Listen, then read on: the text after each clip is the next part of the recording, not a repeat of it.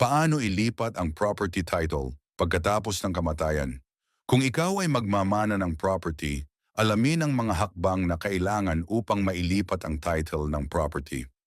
Kung ikaw ay magmamana ng property mula sa isang yumaong kamag-anak, may mga hakbang na kailangang sundin para mailipat ang title.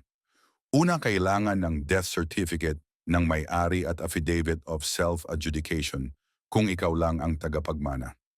Kung may iba pang heirs, kailangan ang court order na nagpapatibay ng hatian.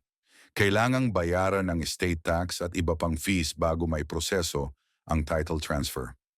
Ang buong proseso ay medyo mahirap at matagal, kaya't maganda kung planuhin ito ng maaga upang mapabilis ang lahat ng hakbang. Salamat sa panonood.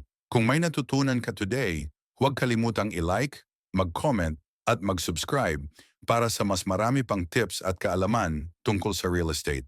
Kung may tanong ka o gusto mong mag-consult, comment lang below or send us a message.